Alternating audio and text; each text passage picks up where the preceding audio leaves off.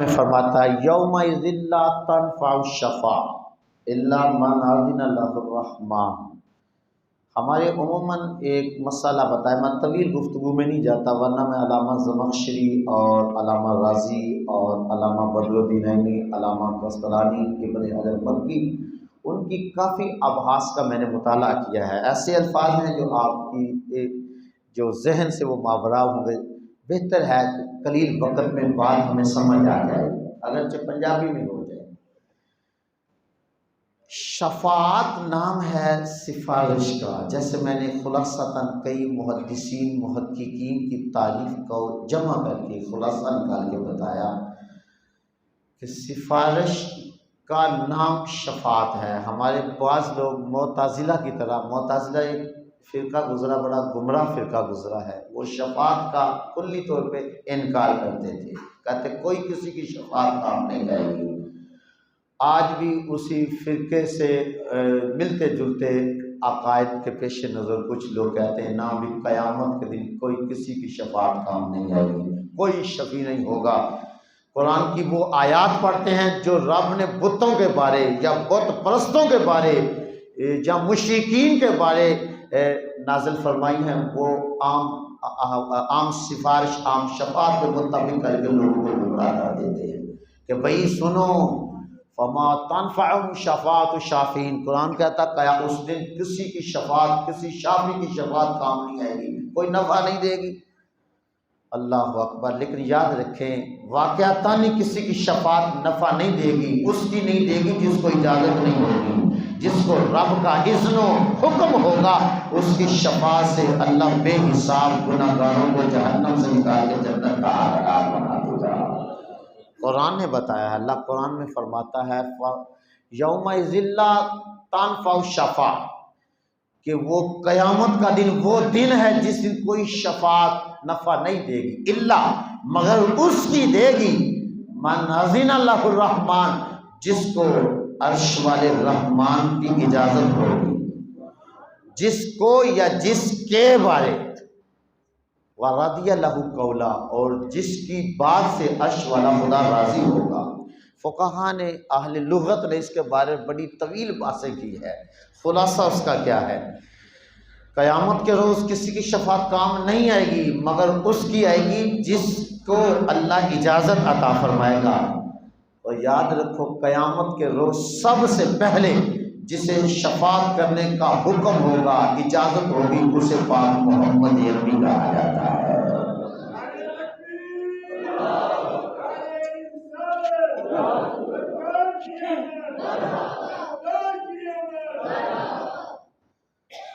تو حضور کو اجازت ہوگی، اللہ اکبر، وَرَضِيَ لَهُ قَوْلًا، اجازت بھی اس کو ہوگی جس کی بات سے اللہ راضی ہوگا۔ میرے رسول کے تو ایک ایک بول سے عرش والا خدا راضی ہے۔ اللہ اتنا میرے محبوب کے کلام سے راضی ہے، اتنا محبوب کا کلام رب کو پسند ہے۔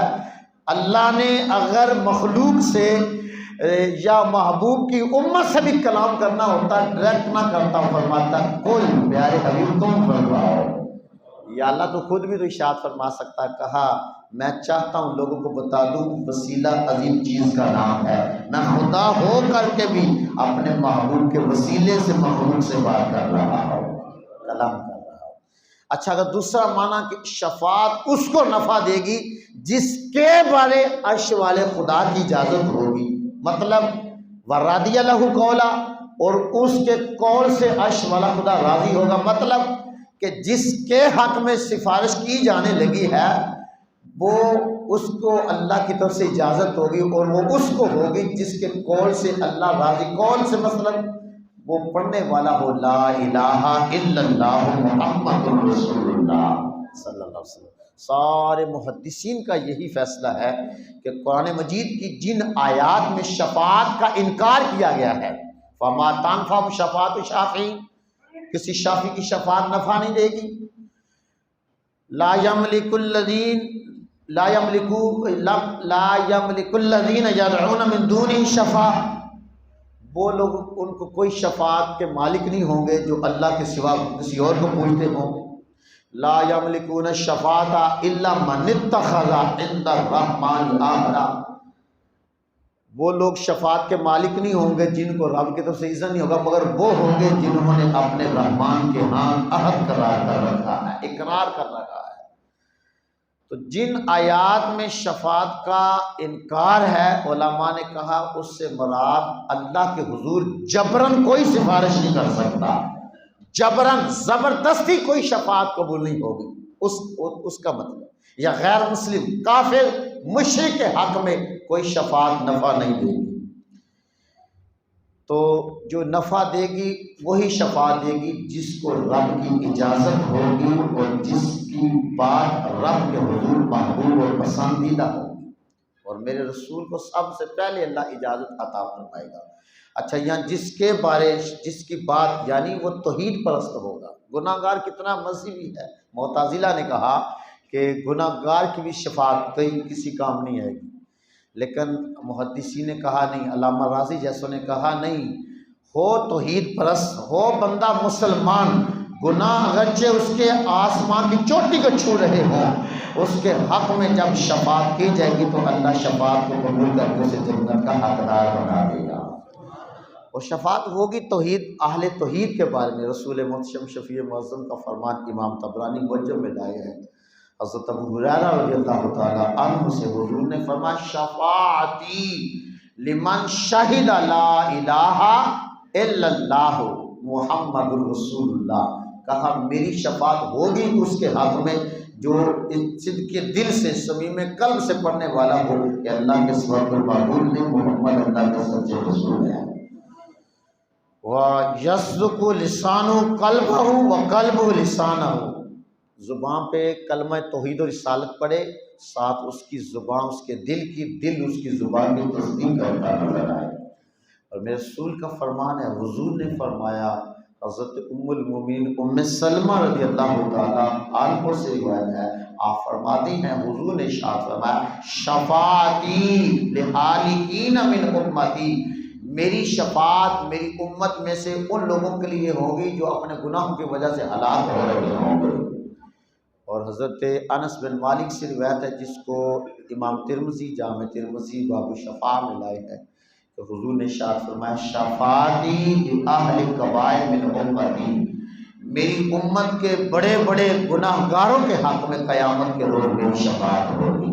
تو گویا حضور شفاعت کریں گے، حضور تو اتنے قریب ہے، اللہ سب سے پہلے، میرے رسول محتشم شفیع معظم صلی اللہ علیہ وآلہ وسلم کو شفاعت کا کتنا بڑا حق ہے کہ خدا نے پہلے ہی قرآن میں ارشاد فرما دیا، فرمایا عسیٰ ان یبعثک ربک مقاما محمودا، حبیب قریب ہے تمہارا رب آپ کو مقام محمود پر فائز فرمائے گا۔ امام ترمذی لائے حضرت عبداللہ بن عمر رضی اللہ تعالی عنہما سے روایت ہے، آپ فرماتے ہیں سئل رسول اللہ صلی اللہ علیہ وسلم عن المقام المحمود، حضور سے ایک دن سوال ہوا یا رسول اللہ مقام محمود کیا ہے؟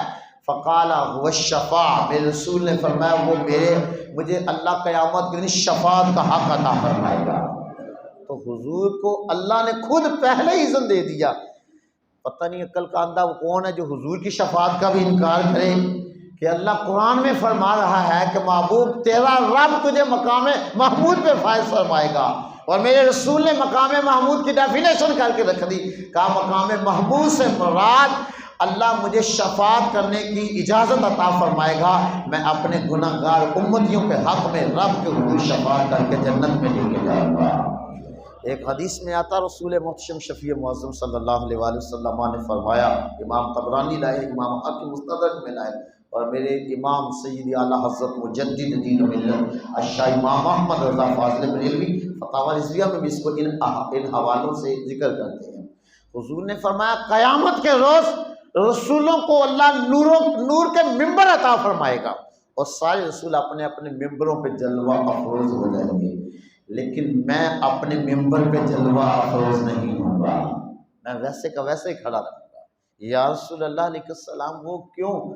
فرمایا اس لیے کہیں رب مجھے حکم نہ کر دے پیارے حبیب چلے جاؤ جنت میں داخل ہو جاؤ، میری گناہ گار امت پیچھے نہ رہ جائے۔ تو میں کیا ہوں؟ حریص علیکم، حضور تو حریص ہے، فرمایا میں چاہتا ہوں میں اپنے گناہ گار اپنے سیاکار امتیوں کو اپنے دست مبارک سے جنت میں لے کر کے جاؤں گا۔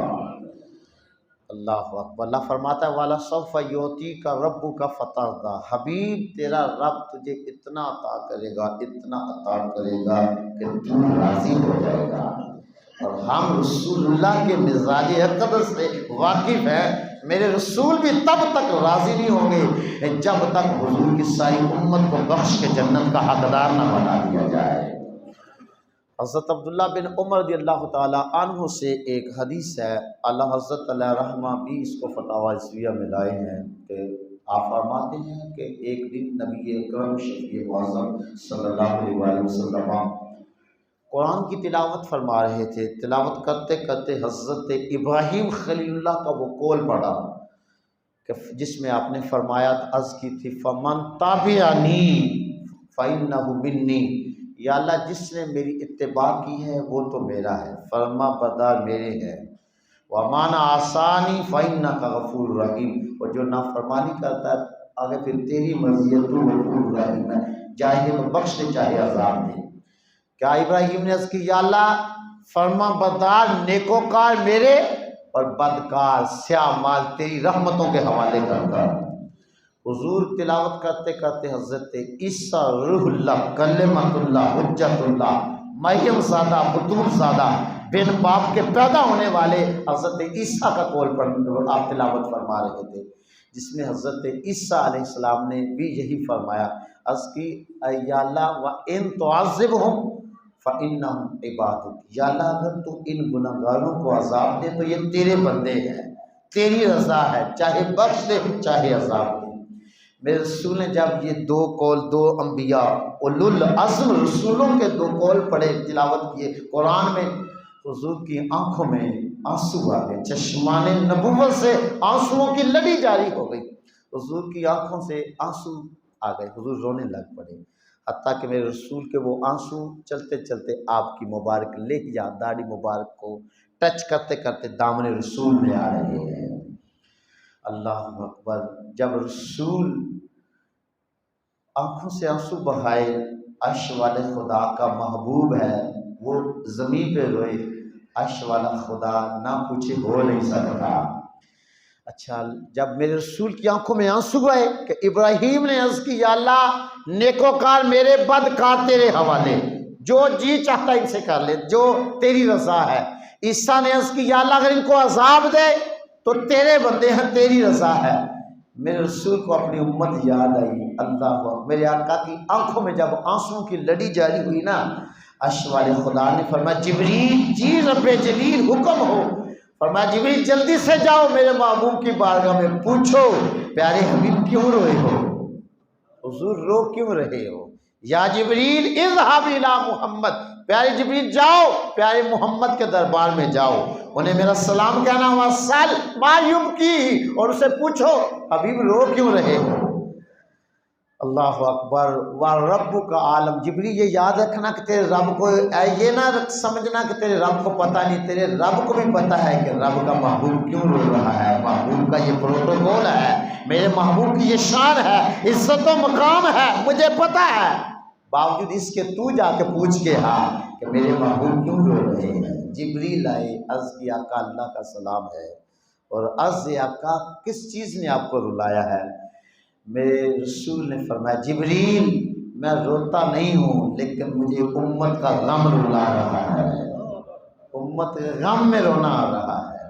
جبریل جلدی سے واپس بارگاہ الہیہ میں، سید اعلیٰ حضرت اس کے نیچے اپنا کلام بھی لکھتے ہیں اقول کے ساتھ، کہ میں پھر اس کے لیے کمال کی باتیں اعلیٰ حضرت نے بھی لکھی۔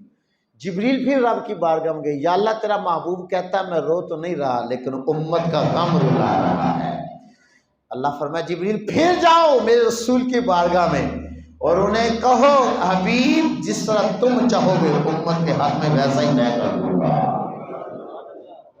والا سوف یوتی کا ربو کا فترضا، محبوب تجھے اتنا دیں گے، اتنا دیں گے محبوب کہ تم راضی ہو جاؤ گے، تیری امت کو بخش دیں گے۔ پیارے حبیب بتاؤ راضی ہو؟ یا رب العالمین ردیتو مالک میں راضی ہو گیا ہوں۔ اللہ اکبر۔ تو میرے رسول محتشم شفیع معظم صلی اللہ علیہ وسلم قیامت کے روز حضور تب تک راضی نہیں ہوں گے جب تک ایک ادنا سا امتی بھی جنت سے باہر ہے، جب تک ساری امت جنت کا دروازہ نہیں کراس کر دے گی کملی والا آقا راضی نہیں ہوں گے۔ اللہ حضرت علیہ رحمہ اس کی ترجمانی کرتے ہیں نا، قیامت کا نقشہ کھینچ کے آپ فرماتے ہیں پیش حق مصدع شفاعت کا سناتے جائیں گے، آپ روتے جائیں گے، آپ کو ہنساتے جائیں گے۔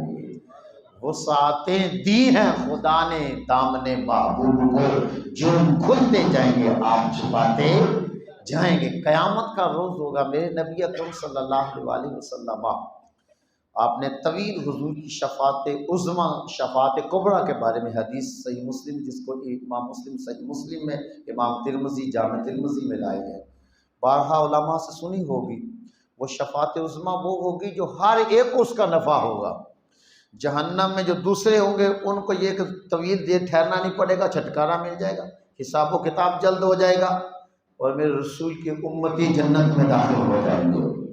ہوگا کیا؟ جب جہنم سوا نیزے پہ یہ سورج ہوگا، زمین دہک رہی ہوگی، حشر کا ہر بندہ پریشان ہوگا، نفسا نفسی کے عالم میں ہوگا، کٹھے ہو کے کہیں گے یار آدم صفی اللہ بڑے ہے، ابو البشر ہے، ساری انسانیت کے باپ ہیں، خلیفۃ اللہ ہیں، صفی اللہ ہیں، عرض کرتے ہیں پیارے آدم رب کے حضور اپنی اولاد کے حق میں سفارش کرو۔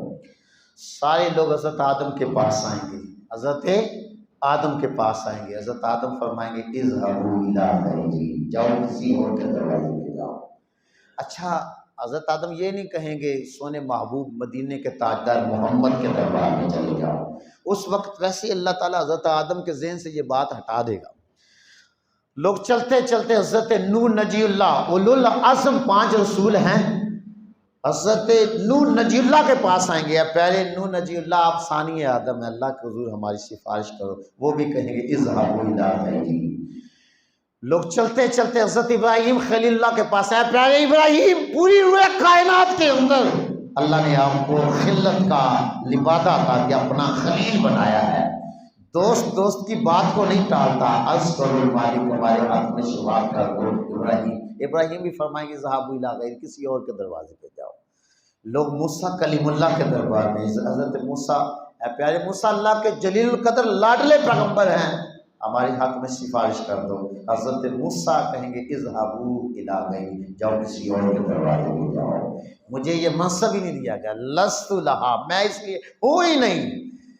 لوگ سارے عیسیٰ روح اللہ علی نبینا و علیہ الصلوۃ والسلام کے پاس آئیں گے، پیارے عیسیٰ اللہ نے آپ کو بن باپ کے پیدا فرمایا ہے، پیارے عیسیٰ بڑی شان ہے آپ کی، اللہ کے حضور التجا کر دو، اللہ تعالیٰ یہ میدان حشر والی گرمی، یہ ہمارا حساب و کتاب جلد ہو جائے، اللہ کے حضور شفاعت کر دو، سفارش کر دو۔ تو حضرت عیسیٰ کہیں گے جاؤ کسی اور، آپ بلکہ عیسیٰ علیہ السلام یہ نہیں کہیں گے اذهبوا الی غیری، بلکہ حضرت عیسیٰ فرمائیں گے اذهبوا الی محمد، جاؤ حضرت محمد کی چوپٹ پہ چلے جاؤ۔ اللہ اکبر۔ استاذ زمن مولانا حسن رضا کیا کہتے ہیں؟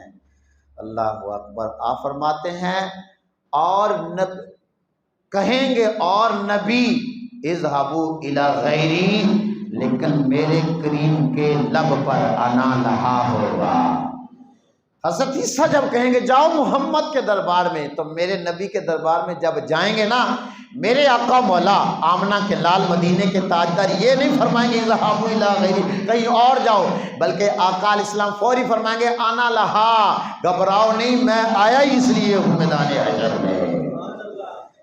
فقط سبب اتنا ہے انعقاد بزم محشر کا کہ ان کی شان محبوبی دکھائی جانے والی ہے۔